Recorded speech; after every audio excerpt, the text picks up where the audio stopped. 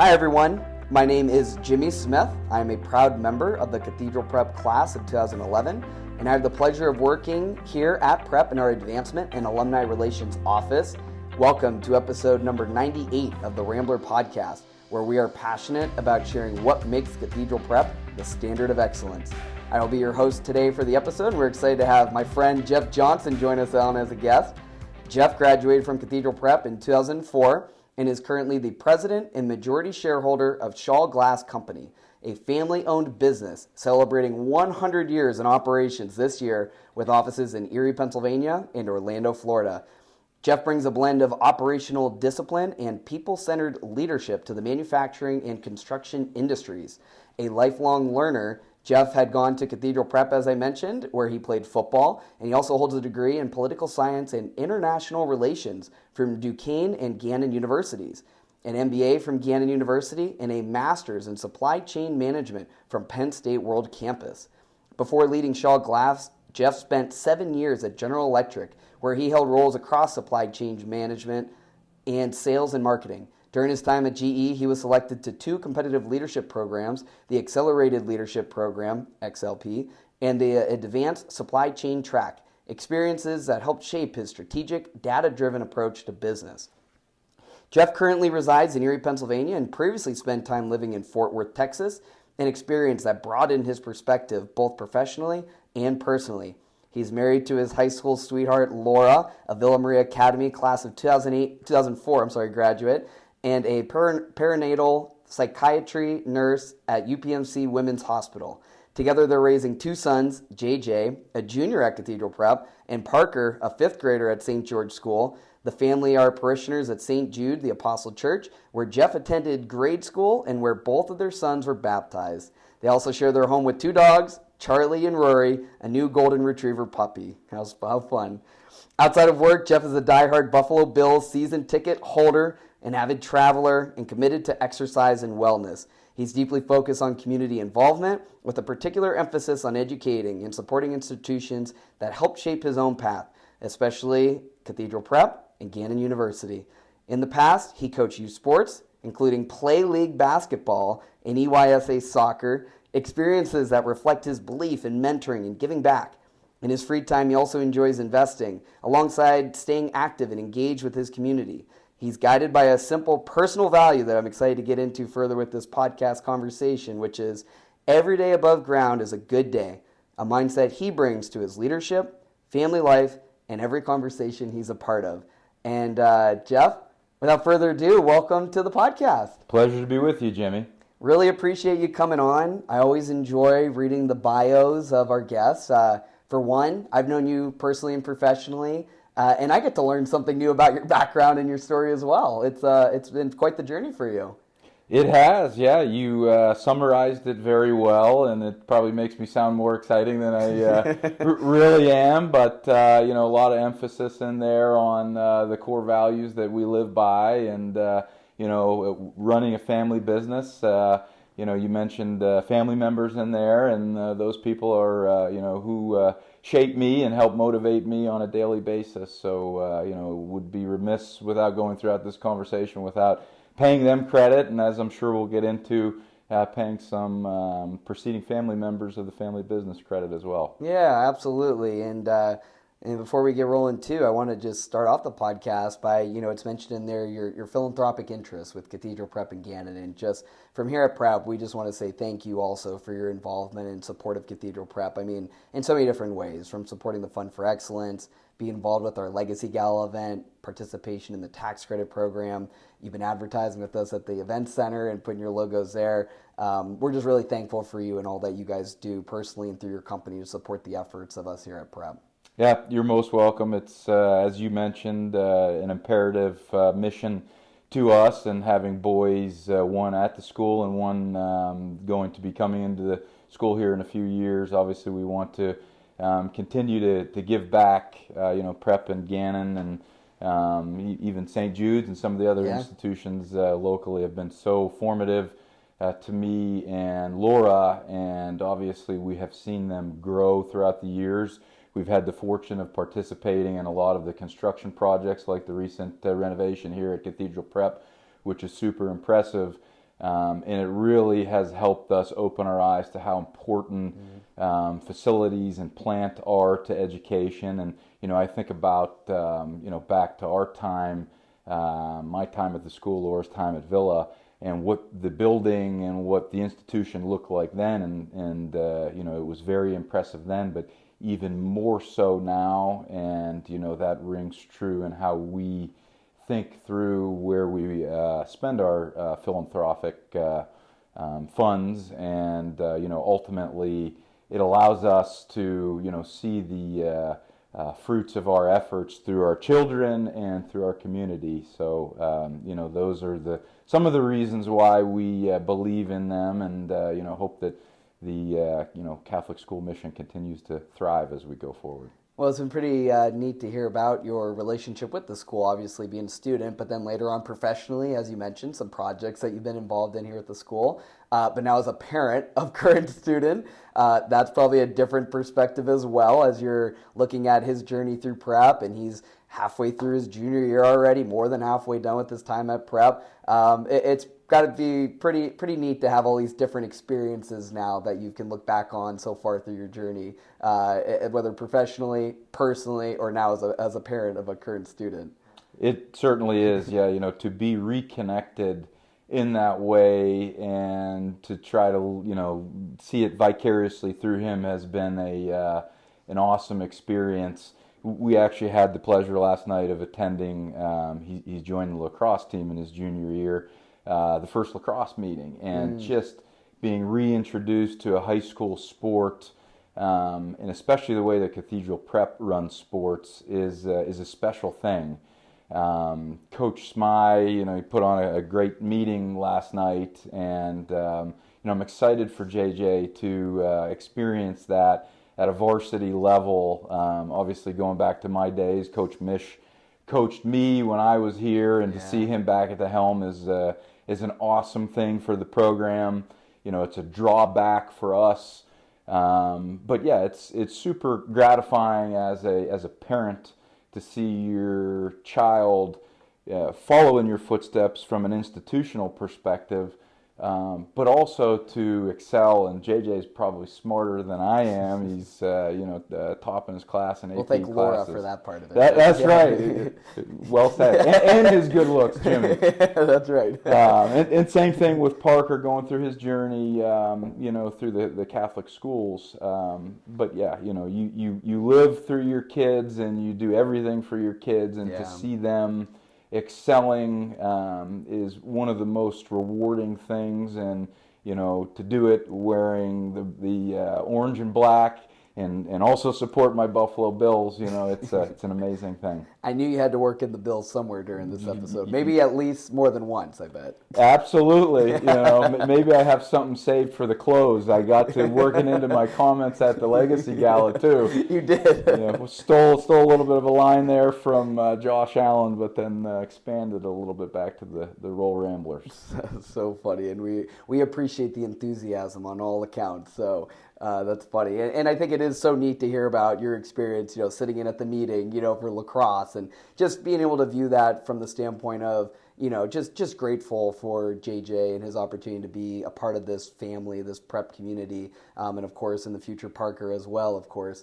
But even as you, Jeff, you kind of look back at when your relationship with prep started, of course, was enrolling here and deciding this was a school for you. Can you take us back to what that decision looked like for you? Was there much competition, or were you always going to be a Rambler? No, I was always going to be a Rambler, and it started coming up through the Catholic school system at St. Jude's, and really the relationships that were made there. I mean, a lot of my friends that remain active and special to me to this day, started at St. Jude's, and we all went on to prep together. Obviously that group expanded, but there was never a question, and they were part of the reason, and still, again, special to me to this day.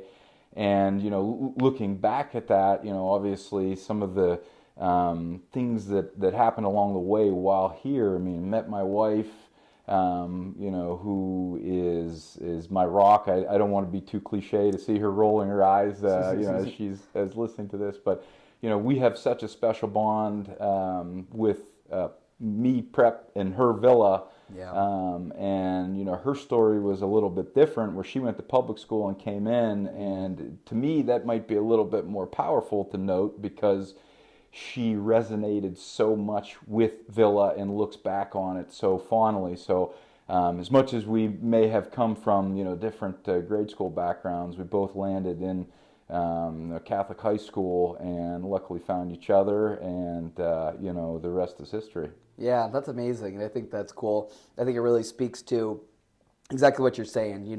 Those relationships and those bonds that are formed early on, I can relate to, in a sense that there was no other question for me about where I was going to go to high school, right? I knew I was going to be a Rambler from the time I was, 8, 9, 10 years old. As early memories as I have. Just knowing a lot of the kids that I went to Blessed Sacrament with were going there.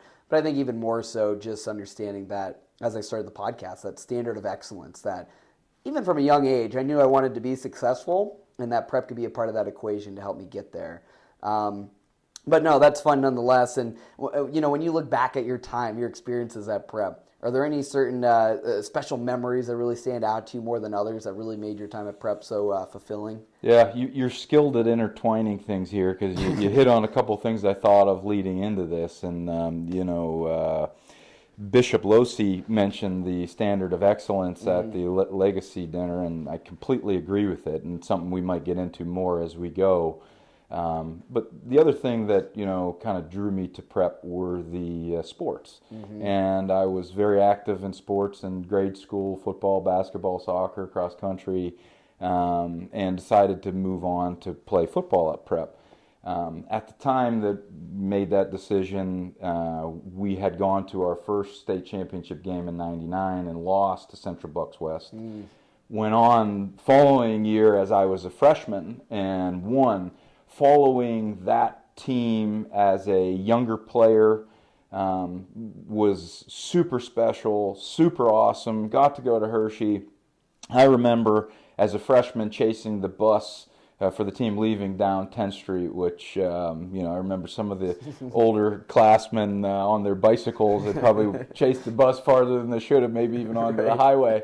But, just that, pedigree in sports, the experiences that the pep rallies brought, the hype around the big games, the other student athletes, and how everybody came together to support a cause, the cheering sections, those are the things that, really stand out. Of course, meeting my wife was another big one. Yeah. Maintaining those relationships from grade school through high school. And, I guess I would be remiss without mentioning some of the faculty. I mean, still to this day, obviously, I saw Mish at Buffalo Wild Wings last night to go. He was not at the lacrosse event, but he was there. Stay in touch with him. A lot of teachers and faculty that I think about often. When I was getting my MBA at Gannon, this is a wild story. I walked into a classroom one time, and it was first day of this class. To be honest with you, I forget the class. And Mr. Del Rio, who was my theology teacher, was there getting a doctorate, and Gannon obviously has some overlap in curriculum. We shared a classroom at that point. That's cool. RIP to him, but we shared a special bond. Other teachers that I could go on and on about, but faculty, administration, all the way up through going down to the cafeteria and going through the food line, and Frank Cirillo serving fettuccine Alfredo and chicken patties. I'm not sure if that's still allowed from a dietary perspective.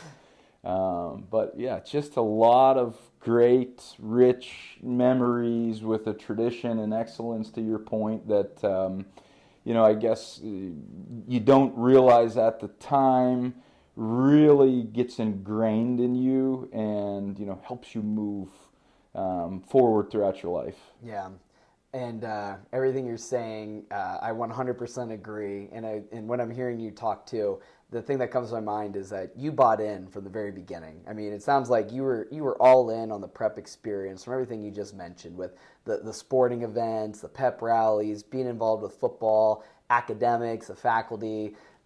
enjoying the run down to Frank Cirillo's lunch with our 22, 23 minutes that we had to put our stuff in our locker and get down there and get back to class for the next one. I think that's so much for me when I look back on my experience at Prep. It's not so much just a singular event that, catapulted, my experience of Prep. It was all of the things you just mentioned, but culminated over days and weeks, semesters, and then by the end of that experience, to your point, you look back and you just don't realize during the time how special it was. But when you do get a chance to look back, how amazing those moments were that we got to share within the halls of Prep.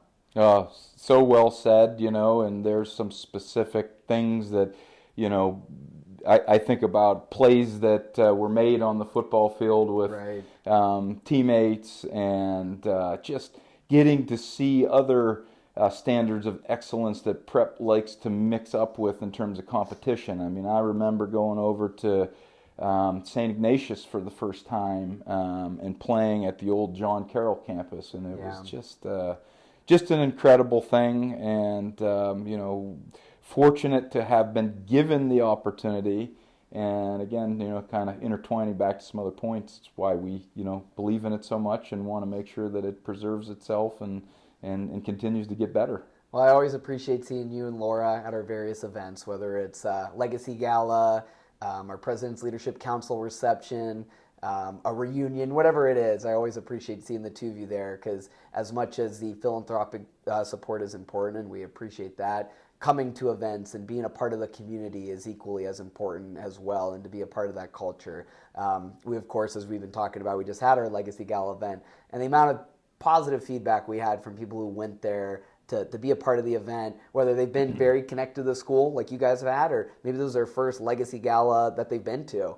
Everyone across the board had a very positive experience, and we're grateful for everyone who attended. And just to know, we appreciate you and Lora engaging in that side of the school as well, because I always like seeing you guys there. Well, you're most welcome, and the feedback you're getting is a testament to the efforts that you put forth, and look at all you have done here with the event, with the podcast, with expanding the outreach, as we were talking before we got on here, with some of the events in the other cities. It's incredible, Jimmy. And I think organizations, which as we get into maybe the conversation segues more into business, organizations are, is about the people, and they're as good as the people that are within them. So having somebody like you who's energetic, who is not bashful, who's confident, who has good ideas, that's what it's all about, So you keep it interesting, you keep an open ear to feedback, and are willing to make changes, which I think is extremely important. Well, I really appreciate the positive comments. I'll pay you back after the meeting's out or the podcast is over. But no, nonetheless, it's. I just feel like I've been very blessed to be in this position, with this organization, and there's a great team of people behind us, and of course, it's not just me, as you mentioned. Whenever it comes to as an organization being successful, it takes good people, and I'm fortunate enough to work with so many great people that make all those things happen behind the scenes to allow us to do what we do here, to, in the end of the day, serve the current students that are here, and continue to be successful in alumni relations programs and stay connected with the school. So it's been fun. Yeah, nice. I'll make 2 points there, and I love that you're paying credit when credit is due. In addition to some of the things that you mentioned that we participated in, we got to have a birthday party at Haggerty Family Event Center for Parker, our 11-year-old, and Dawn, who runs those events and who we saw at the Legacy Gala. Phenomenal. She, makes everything seamless, and so it is about the people. It's about the experience. And just to hit on another point that you had mentioned about the Legacy Gala, about people like Laura and I who may have been to many, versus this time we decided, hey, let's invite some of our other friends, and they happen to be alumni that had not attended the event. Some did, some haven't, and some was their first time. And so to your point, kind of getting them that exposure, getting them to see what the school's about, getting them to participate in the event, just is true to the statement that these relationships live on, in the pride in prep, remains strong with people that may or may not participate as much as Lora and I do. And it kind of goes to, echo my comment that I made at the event that, if you have the ability and you believe in it, I encourage you to do it. Yeah. And I think that's what, for any of the listeners, sitting here, hearing our enthusiasm about the school, we invite you to participate with any of these events and initiatives and come on out for things, whether, you haven't in a long time or, you come to a lot of them. Continue to do so, because we always appreciate seeing so many new faces, so many returning faces for all of our events. And of course, Jeff and I, you and I could probably go on and on and on about prep, but I think I want to transition a little bit here. I think, as you were mentioning, we'll talk a little bit more business. I really appreciate reading your background and to hear your journey through your intentionality to really being an expert at your craft, from all the different classes and courses and things you've pursued there, your professional journey at GE and whatnot. So I think where I want to start with this is really talking in the framework of leadership, because I think that's an area where whoever's listening to this episode, regardless of maybe what field they work in, we can all really aspire to be a leader in regards to that. So I guess, your current role, you're president of the company. I guess what have you been learning about leadership recently? What are some things that maybe through this journey that you can share with us about what it's like being a leader of a company like Schaal Glass and just different things in regards to that area? Yeah, I like the word you used there, intentionality. And thinking about my journey, I started out in this business when I was a teenager, cutting glass, sweeping floors, through college where I became a glazer, installing, glass and aluminum storefront systems. And then when I graduated my undergraduate, I went on to get a master's at Gannon and worked in the office. When I graduated with my master's, it was right around the Great Recession. My parents encouraged me, maybe it's time that you spread your wings and see if you can get other experiences. And looking back at that was one of the best pieces of advice that I got as a leader. And what I mean by that is I think leaders are shaped by their experiences, their diversity, their willingness to take on different roles throughout their career to be able to prepare them for a role that oversees an entire company. And going to GE was bar none one of the best experiences of my professional career. When I started, I didn't know that it would be finite, and ended up being a 7-year journey. And across those 7 years, I got to participate in the 2 leadership programs that you had mentioned, which exposed me beyond the local transportation business. There were stints that I did underneath aviation. There were stints that I did in their additive business with developing a go-to-market strategy. So it kind of developed this, what we referred to at the time as an intrapreneur, which is somebody who has an entrepreneurial spirit but works within the confines of a larger corporation. And so it proved to me that, there was a desire to continue to explore the entrepreneurship at one time.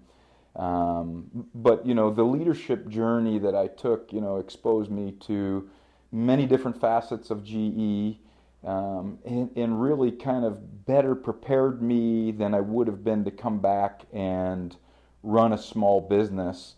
Because in a small business, as you know, I can, put on my marketing cap and talk to you. I can put on my sales cap and talk to a customer. I can put on my operations cap and, help solve supply chain issues, etc. But all of it really, comes together when I think of kind of one thing that stood out to me at my time at GE. When I was a young, aspiring person new to the business, one of my mentors told me one time in an open conversation, he said, "Do you think that everybody here who speaks confidently actually has all of the answers? And I kind of looked at him like, probably not. Business is a ambiguous language, and there isn't only one way to do it. You have to find your way. You have to find how to add value. You have to find an answer. And part of having a leadership journey is finding your way to the next step, laying that roadmap, but nobody's going to tell you along the way, here, take this step, take this turn, go here. You got to find your way through an ambiguous world, and when you do and you build that level of confidence and experience, you set yourself up for success. Wouldn't it be nice if they did just lay out a path? You make this decision, this will happen. You make this decision, this will happen. But life doesn't work that way, does it? No, it doesn't. And, one thing that I believe in is set goals, right? And it's good to have a goal for a 3-month period of time, a year, a 3-year plan, a 5-year plan, especially as you're young in your career. Yeah. But at the same time, it's okay to pivot. It's okay to change. One of the more profound things that I learned in going through the leadership programs in business school is that some of the best decisions you make, some of the hardest decisions you make are the no decisions, the no-goes. We don't want to do that. We don't want to pursue this. And here's why. Yeah. A lot of people think when you're in business, especially for yourself, that you want to pursue every opportunity and everything. And as much as, in a small business, you should look at as much as you can. Finding those no-goes can sometimes really save you from a challenging, non-profitable situation down the road. Yeah. I think that's probably even less talked about than most people, would think, is the decisions to not pursue a project or an opportunity based on capacity and bandwidth to be able to execute it to the fullest extent. Or to your point, there could be things down the road that, as we're getting back to what you're talking about, the experiences that you've culminated in that journey, you can look at something and say, I don't think that's going to pan out like we would hope so. So this is probably an opportunity we're going to set aside for now. And I really love hearing your answer here about leadership, because I think as you're talking about, it's a very ambiguous thing in business, right? There's not a finite do these things. It's not like school where you study for a test, you get an A, or whatever the homework assignment is, you get a grade. Life isn't like school, right? As much as we wish life was like our time at prep, it's not. It's very ambiguous. And so the more experiences you can culminate, but having that desire to learn, to grow, to use the foundation that you had from prep or Villa to be able to help accelerate yourself as a leader, as a business person, whatever pursuit you have, do it with a standard of excellence. And then you'll start to culminate these experiences that lead to opportunities that you probably wouldn't even see when you were a young leader and whatnot. And we also mentioned during the beginning, you're the president of the company while you guys are going through the 100-year celebration, and congratulations again on that. Thank you very much. You're welcome. And I think it's such a great highlight of the family business and what the generations before you have been able to do to get you guys to this point. And now you're the torchbearer, carrying it forward. And how do you balance? Here's a question that I think would be interesting to ask you. How do you balance the legacy of a company while also pushing innovation? Because I think we're at a time where there's a lot of companies that have been around for a long time. We could certainly celebrate Prep's long-standing tradition, Villa's long-standing tradition, but if we're not looking at the current school and innovating for the future, we're going to get in trouble about just resting on our laurels. So I guess from your vantage point with the context of your company, how do you balance those two? Great question. Well, first of all, you stand on the shoulders of the preceding generations, and the one of the 10 Commandments, honor thy father and thy mother. I mean, that's something that you have to think about, and in any family business, you have to recognize that you have to pay respect to those that came before you. I think as I think through this, there are two key elements of the phrase family business. Okay. One being family, two being business. Family, to me, in this sense, is not just the familiar relationship between me and the generations that came before me.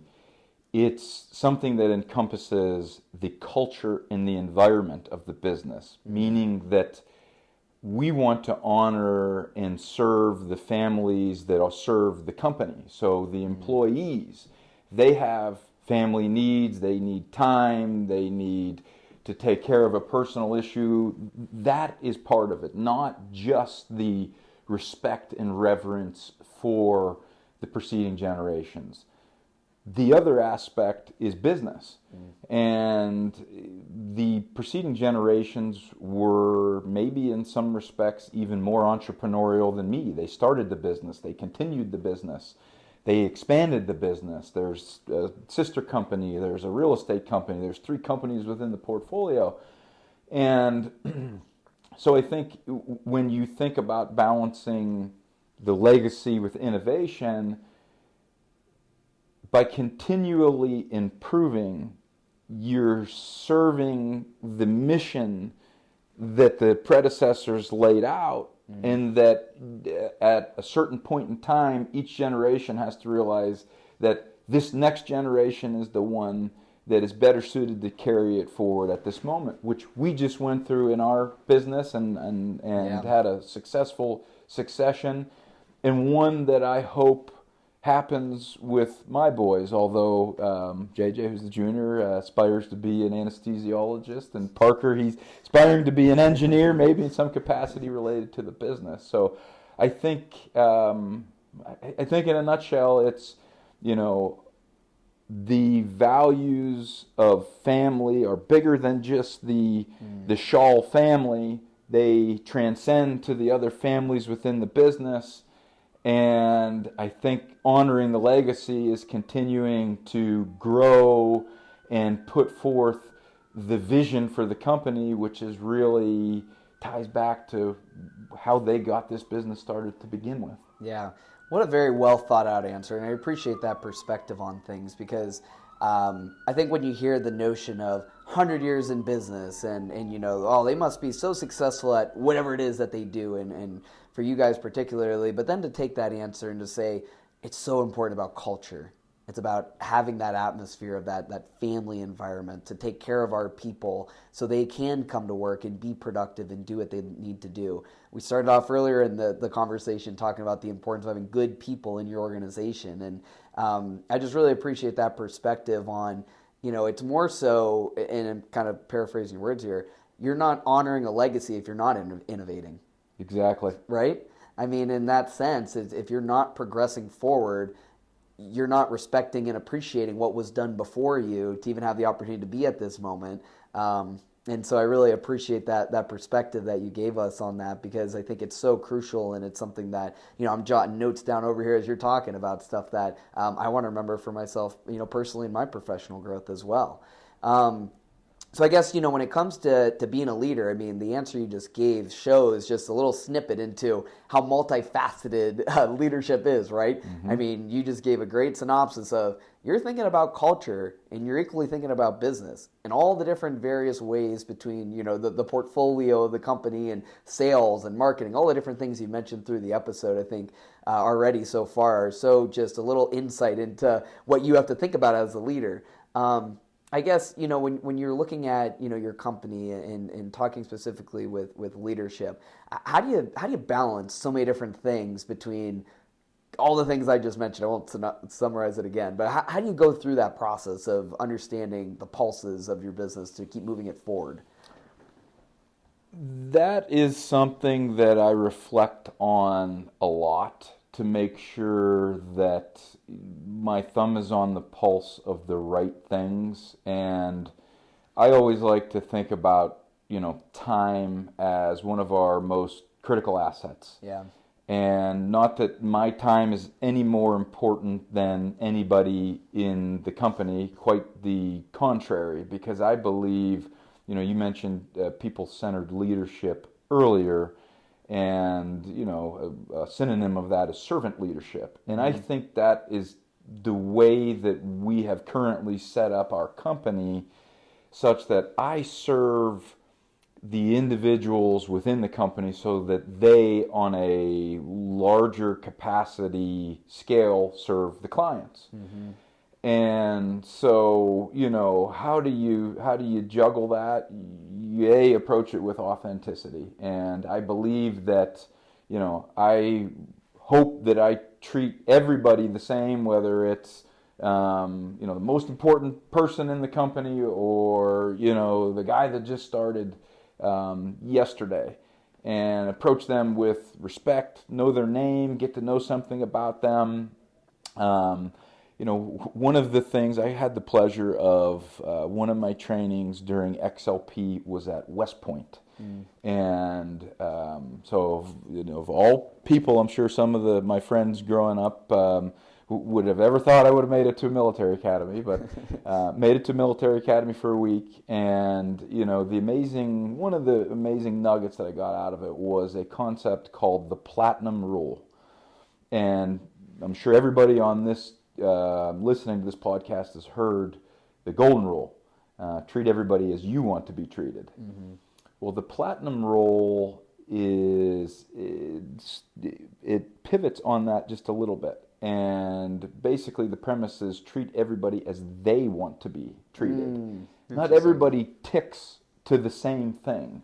So I think part of how you can navigate different departments, juggling different things, is try to understand what's important to people, make a personal connection, and it becomes easier to juggle and navigate through things and connect the dots. To answer your question maybe a little bit more specifically, it's taken years to develop the processes that we have in place now. And I always believe in the idea that let's not remain complacent. Let's keep reflecting on, things that worked well and things that didn't, and try to improve upon them. There was another concept in my time at GE that I learned from Lean that's called MVP, minimum viable product. And, when I was younger in my career, I probably would go into analysis paralysis and spin my wheels thinking about a process a lot. And now I try to challenge myself, not that I don't want to have good reflection time to try to put a good process out there, but I think sooner or later you got to try something, and you got to see what works well from it and what doesn't, and keep the things that work well and get rid of the things that don't, and continue to iterate and force yourself into an inflection point at any given interval, and say, hey, look, I'm going to try this for a month, and after a month, again, we're gonna tweak it, and if you continue on having those milestones, those gate checks, then you force yourself into evolving processes. And again, I think we've put a lot of good processes in place, but always room for improvement. Well, and I was going to say, listening to, there's obviously a high level of confidence to not fear failure, right? And I think obviously you do your analysis before you implement something new, but you have an evaluation process as well. So there's no fear of failure. You're willing to try new things and explore it and see if it makes the most sense. But it sounds like as long as you have those proper steps in place, you're willing to expand and try new things to help best serve the company, and always look for those ways to best improve whatever the project, the opportunity, the employee situation, whatever it is. You always got this lens in your mind of, hey, you know what? Let's try it. If it doesn't work, we'll course correct. If it does, let's keep implementing this. Seems like there's an element of that in regards to your leadership style too. 100%. And failure is a part of growth. You can't have one without the other. And again, reflecting on my early years in the career, failure is a scary word. And, whether it's somebody applying for a job, somebody applying to school, somebody looking for a new role, putting a new investment out there, all are scary, intimidating things. But you're never going to know until you take that step. you hit on kind of something in my psyche, which is the upper and lower limit. I like to think about that a lot, right? Where we'll take chances, take risk, and be okay with failure, but try to set an upper and lower limit so that failure doesn't explode on you and become larger than you can handle. Right. And if you do that in business, and you put enough diversity into that, then there's no guarantee that you're never going to fail completely, but the chances of you finding yourself in a position that you can't claw out of are a lot less. And I really like that perspective, upper and a lower limit. I think that's really helped to set the framework, because the whole goal of your professional journey and even personal journey is to continue to strive for excellence, right? We started off the standard of excellence, and I can hear it in your voice, that excitement for improvement and to continually grow and be better than we were yesterday. And I think you can remove the idea of failure from your mind if you look at it as you're testing something. You want to see if this is going to work. And here's an upper limit. Here's a lower limit.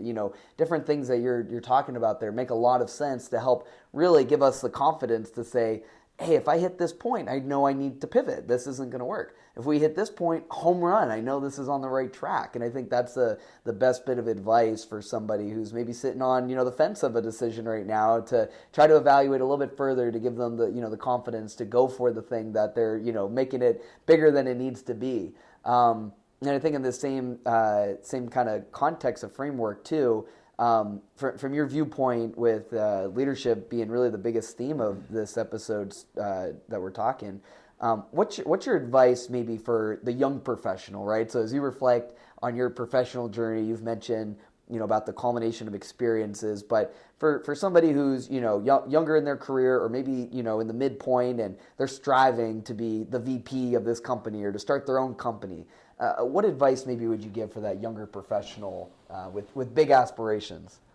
You miss all of the shots you don't take, right? Mm-hmm. And that starts there. But one of the things that again, some of my mentors at GE taught me along the way was you want to feel stretched. If you feel at a young age that you're very comfortable, you're probably not exposing yourself to enough things that can help you get the multitude of perspectives that you need to aspire to be in one of those leadership roles.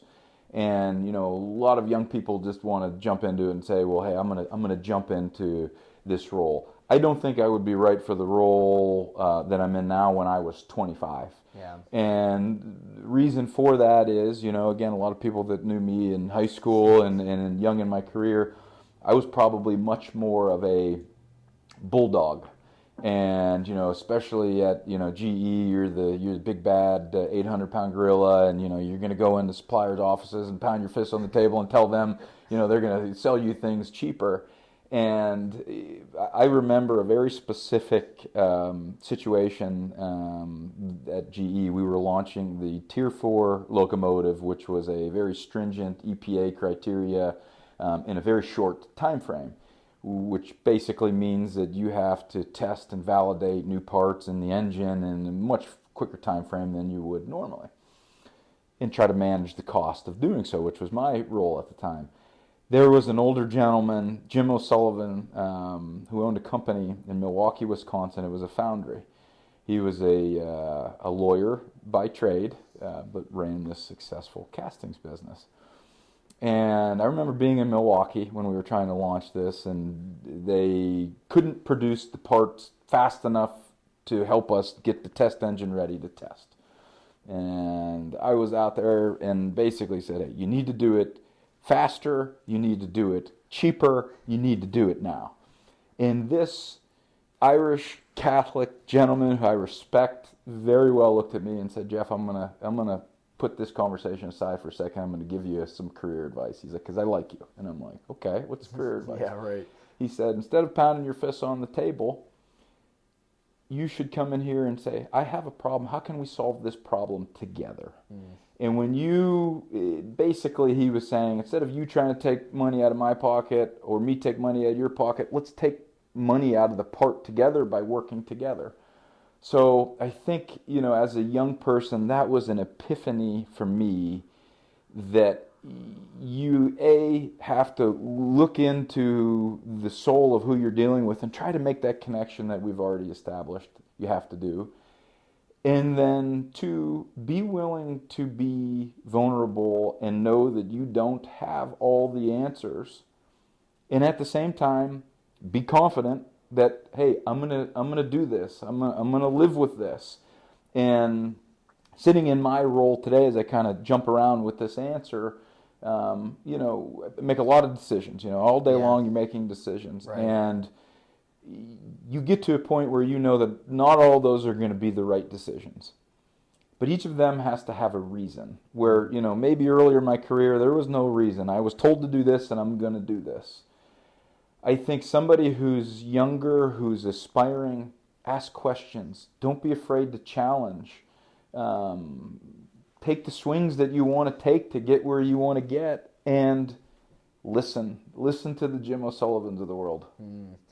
I got a little bit of some chills down my spine as you were telling that story, because I can you tell that so great, and I can put myself in your situation where, we've all made those situations happen before where, you're young, you hear stories about how you handle something, you saw some movie sometime, and you think you got to be this person to go into a room and, to your point, slam your fist down and try to act more authoritative than really you need to be.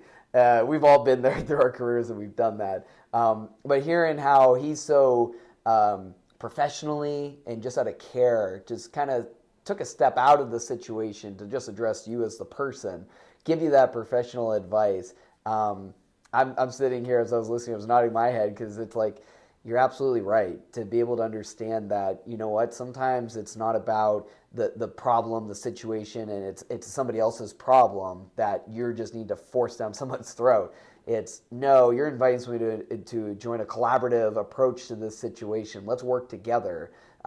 I think anytime you can invite somebody for their feedback, invite somebody for their personal, touch to something, everything you're saying just is really resonating with me in regards to leadership and hearing about your people-centered approach to business. That's just obviously just one example out of your culmination of years of experience through your professional career that has helped you be the leader that you've been able to be in the situation that you're in as the president of the company. And so it's really neat to hear something like that as to how you've been able to form your perspectives over the year to be the leader that you are. Yeah, exactly. And I think, one of the things that stands out when you're in a company like GE, you in big corporate America, Fortune 500 companies, you hear about metrics, right? And everybody's evaluated on metrics.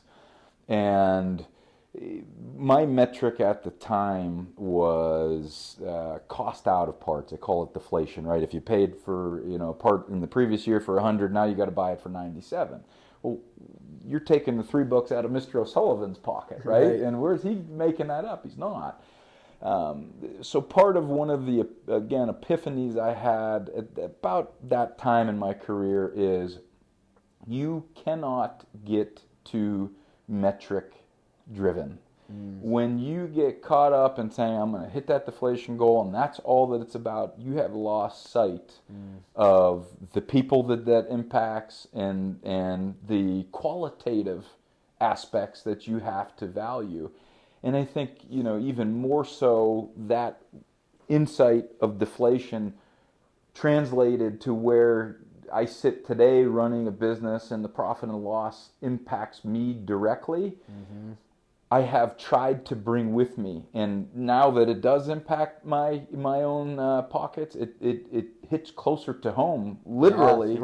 But if you operate with that, it helps give you the compass of, it's not always just about making the profit. It's about doing what's right. It's about solving the problem. And I guess the last piece to kind of wrap up the answer to this question is, one of my favorite metrics, even though I said it's not all about metrics, it's called say-do ratio. And say-do ratio is do what you say you're going to do, and then evaluate yourself on that. So You don't have to be everything to everybody, but you should do what you said you're going to do. And I know you're a man of faith, and I would imagine that also ties into the lens in which you view business, right? Is operating under good accountability, at the end of the day, to the Lord, right? That, absolutely. You know what? I treated people the best I could. Yes, I have a company that I'm responsible for. Yes, profit and loss is important. But at the end of the day, there's a saying that I heard a while back that if you take care of the people will take care of you, right? Exactly. So no, you might not hit every single metric in terms of a customer relationship, a supplier relationship, whatever it is. But I feel like a culmination of positive relationships will result in positive results for your company or whatever project or program that listeners may be running and responsible for. So I think that all makes a lot of sense, and it's good to hear your enthusiasm and gusto about doing so, because I think all of us really need to be reminded of that too. I think we can all be so stuck in the everydayness of our jobs and responsibilities, and we're accountable to this person and that person, but kind of take a step back and say, but first it's about the people and that who we serve and our employees and whatever else, our coworkers, as we navigate things like that. Very well said. It's all about the relationships. Amen. Well, speaking of relationships, I got one last question for you, all right? So I always like to wrap up the podcast with this question for our guests that are on, and it's a consistent theme to the end of the episodes, but kind of goes back to relationships in a sense that the question is, if you could go back in time, Jeff, right, and speak at your graduation, and knowing what you know now, what message would you deliver to your classmates?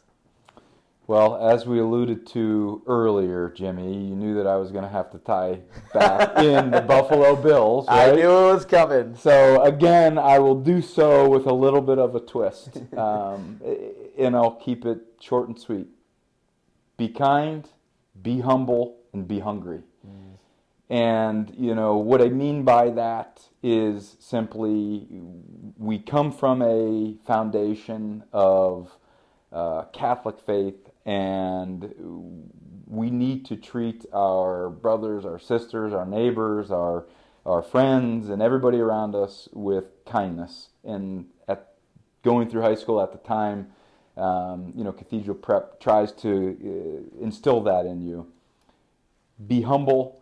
I think a lot of times, and maybe this is introspective to me, I probably wasn't the most humble person growing up, and I think as I've evolved, I have come to know that, and I wish that maybe that advice that I'm saying that I would give to the class would be more to myself.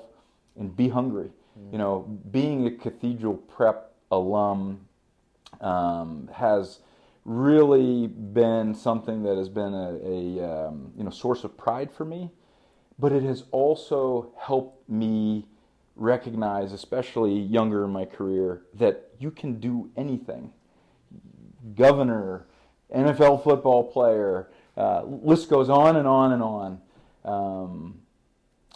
Be hungry, go get it, and that's where I will leave you. Be kind, be hungry, be humble. That's awesome, and I think at the end of that message, the crowd is roaring and standing and clapping for you, because I think that message just resonates so much with all of us about those three principles, all of us setting some guiding values, some guiding principles for how we want to operate personally, professionally, and I think that's a great framework right there. To be kind, be humble, and be hungry could probably sum up a lot of different ways that we can all culminate to reach success, or whatever that means for us and whatnot. But I've had a lot of fun, Jeff, with you coming on the podcast. This has been great. We've known each other for a number of years now through our interactions with the school and whatnot. And it's been so great to see, as I mentioned earlier, you and Lora at the various events that we host. It's always a fun time chatting with you guys. But this has been a lot of fun chatting with you about your time at Prep, hearing your perspective as a parent, and what it's like having a Rambler currently, and all the great work you're doing at Schaal Glass, and the things you've learned in leadership. We really appreciate you coming on and sharing these things with us. You're most welcome. Pleasure is mine, Jimmy, and you made it very easy. So thank you for having me. You're too kind. Going back to that. But thanks again, Jeff. Most welcome.